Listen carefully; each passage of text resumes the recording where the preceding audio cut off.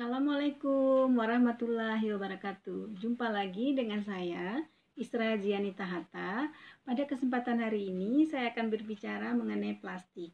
Ya, ini di depan saya sudah banyak macam-macam plastik. Ada plastik pembungkus makanan, kemudian ada plastik untuk minum, ya, ada kemasan untuk kemasan aqua, kemasan, kemudian ada bedak. Ini, jadi semuanya ini jenis plastik. Nah, ini juga nih jenis plastik. Jadi kita mau lihat kode-kode plastik. Jadi sampai detik ini kode plastik yang diakui dunia itu baru ada 7 macam. Jadi nomornya nomor 1 sampai nomor 7. Nah, untuk apa dibuat kode? Agar plastik-plastik tersebut itu bisa didaur ulang kembali, ya, diolah kembali sesuai dengan nomornya. Oke ya. Nah, yang pertama kita lihat nomor 1. Nomor 1 ini contohnya seperti ini. Ya. Jadi kita lihat di bawah kemasan ini ada tanda segitiga panah berbentuk segitiga, kemudian di dalamnya tertulis nomor 1. Itu adalah PET atau PETE, singkatan dari polyethylene terephthalate. Dan kemasan seperti ini hanya direkomendasikan untuk sekali pakai buang. Jadi kalau kalian sudah minum, ya, sudah habis, itu tidak boleh digunakan lagi dan disimpan dalam waktu yang lama, karena akan zat-zat yang PET tadi akan larut ke dalam air dan air tersebut kita minum. Ya, memang kita tidak kita sadari, ya, tapi lama-kelamaan akan bersifat munculnya sel-sel kanker di situ di dalam tubuh kita. Ingat ya, kita jaga kesehatan kita lah yang jaga. Oke ya, ini nomor 1. Kemudian yang nomor 1 lagi yang seperti ini juga nomor 1. Lihat nanti di bawahnya ya, nomor 1. Kalau nggak ada di bawah, di dalam botol, di dalam tutup botol juga ada nomor 1 dalam segitiga.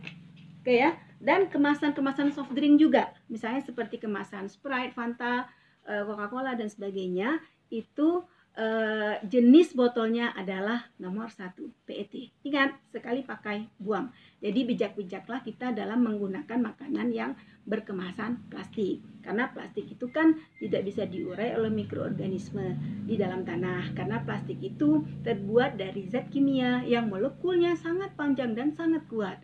Mikroorganisme di dalam tanah tidak mampu untuk memutuskan ikatan yang ada di dalam plastik tersebut. Ya, nah jadi bijak-bijaklah kita dalam menggunakan makanan yang berkemasan plastik. Oke ya. Nah, kemudian yang kedua adalah jenis HDPE. HDPE ini sifat plastik yang keras.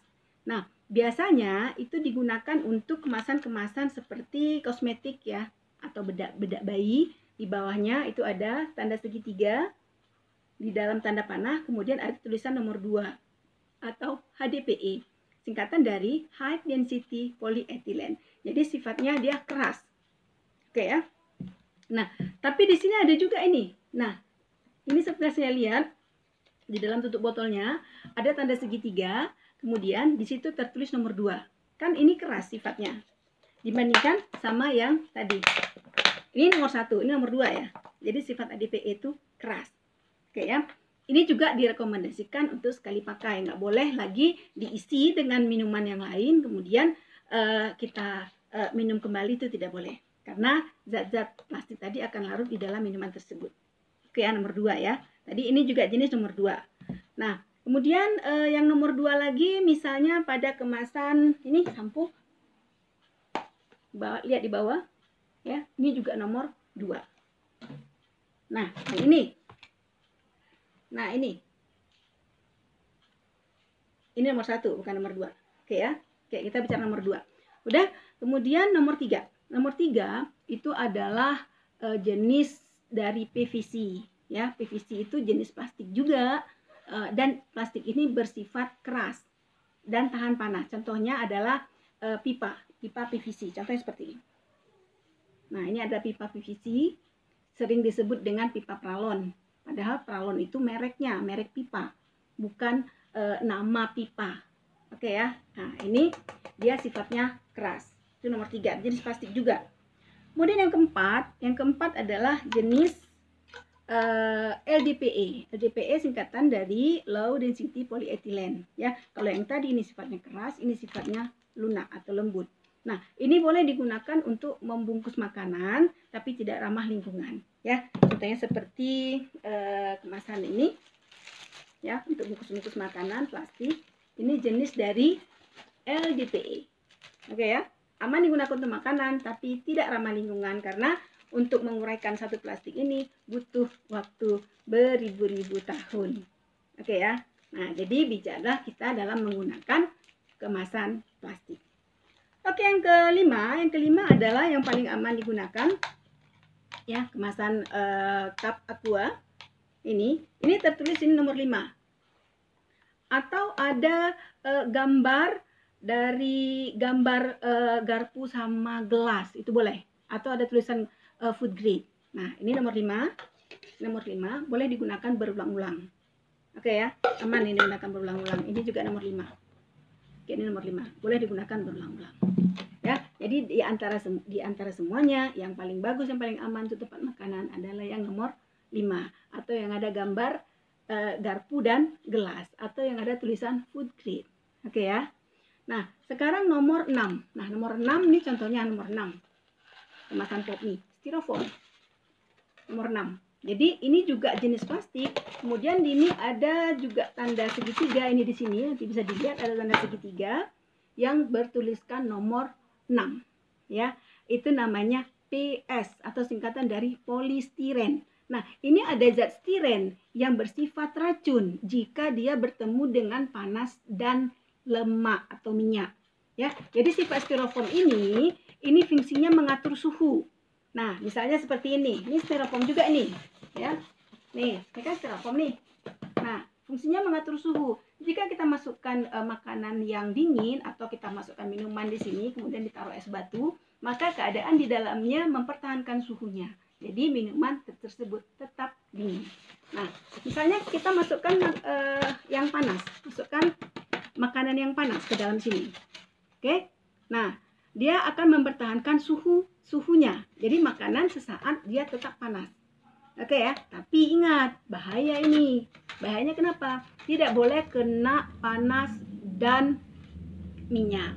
Ya, misalnya kalau masukkan gado-gado sini, ya, masukkan gado-gado, tidak panas. Boleh, nggak apa-apa, karena nggak panas. Ya, nah, kalian masukkan yang panas, ya, misalnya bubur ayam. Bubur ayam kan, kalian beli bubur ayam masukkan di sini nih. Masukkan di sini nih kan, panas kan? Nah, itu bahaya loh. Ya, atau nasi goreng, bahaya. Pokoknya yang panas-panas, atau bakso yang panas-panas, bahaya. Kenapa bahaya? Ya, ini kan tadi mempertahankan suhu nih ya. Nah, jadi setelah dimasukkan makanan yang panas, kemudian kita bawa pulang ke rumah, kita makan sampai di rumah kita buka, maka di sini ada uap-uapnya. Berarti karena panas tadi menguap ya. Nah, makanan itu menguap sudah bercampur dengan kemasan plastik ini. Ini sifat plastik ini mudah patah. Ini mudah patah nih sifatnya. Oke ya, sifat ini mudah patah. Dan beracun. Nih, mudah patah. Beracun kapan? Jika kena panas dan minyak. Nah, jadi hati-hati. Ingat, kesehatan kita yang jaga. Satu lagi ini. Nah, bukan nggak boleh kalian makan pop mie, bukan. Tapi sifat plastik tadi tidak tahan panas. Jadi akibatnya kalau dia, ini kan sama ini sama. Styrofoam nih bahannya. Nah, di sini coba lihat ini ada tanda segitiga. Ini. Nah, di sini ini. Ya, atau nanti coba beli pop mie, lihat sendiri di situ. Ada tanda segitiga yang berlogo nomor 6. Artinya polistiren. PS ya, atau tulisnya PS, polistiren. Nah, ini tadi tidak tahan panas sama minyak. Jadi ada zat stiren yang menyebabkan memicunya sel-sel kanker untuk masa ke depan. Memang tanpa kita sadari, kita nggak terasa. Ya, kita makan, apa yang kita rasakan? Oh, enak, kenyang. Ya, puas kita makan. Nah, tapi bahayanya beberapa tahun kemudian. Ya, jadi tolonglah mulai hari ini, karena udah tahu, jadi tolong dihindari. Jadi kalau memang kepingin kali makan gimana? Ya, ambil mangkok, masukkan, tuang air panas, ya nggak masalah. Makan, silakan. Oke ya, ingat, kesehatan kita yang jaga. Nah, yang terakhir, yang nomor 7. Nomor 7, Itu ada 4 macam. Nomor 7 namanya older atau lainnya. Itu ada jenis ABS, ada jenis SAN, ada jenis PC, dan ada jenis nilon. Nah, yang berbahaya di antara ketiga ini yang jenis PC. PC singkatan dari polikarbonat. Itu nggak boleh digunakan untuk tempat makan dan minuman. Contoh PC di mana? Pada galon, ya, pada botol atau pada aqua galon. Maaf, aqua itu merek. Pada galon kemasan minuman. Nah, pada galon kemasan minuman itu dilihat di belakangnya ini tertulis nomor berapa. Kalau tertulis nomor 7, boleh. Kalau tertulis older, boleh. Kalau tertulis PC, tidak boleh. Ya, karena dia punya zat sama seperti yang tadi styrofoam tadi. Zat stiren ada di situ. Ya. Nah, terus bagaimana kalau galonnya itu tidak ada nomor? Kan ada juga galon yang tidak ada nomor ya, tidak ada logo-logo seperti ini, tidak ada logo-logo seperti ini. Ini tanda segitiga. Ini nomor 2 ya tadi. Nah, kalau kemasan galon itu tidak ada nomor atau seperti ini misalnya, ini tidak ada nomor, ini tidak boleh digunakan untuk makanan dan minuman. Nah, tapi ini kan ada bungkusnya, nggak masalah sih. Tapi nggak boleh langsung kena makanan. Misalnya mau isi minum atau mau isi makanan-makanan yang langsung dimakan, nggak ada nomor, jadi dia nggak bisa daur ulang nih plastik ini, jadi nggak jelas. Kalau tempat makan, tempat minum kalian yang ada di rumah, coba periksa larak piring. Kalau tidak ada nomor, yang plastik ya, kalau tidak ada nomor berarti itu nggak jelas. Artinya plastik itu dari bahan apa dibuat. Oke ya. Nah, jadi kalau galon tadi yang tidak ada nomor, ya, yang tidak ada logo, dia nggak jelas dari bahan apa dia dibuat. Ya, jadi lebih baik saya sarankan jangan digunakan. Ya.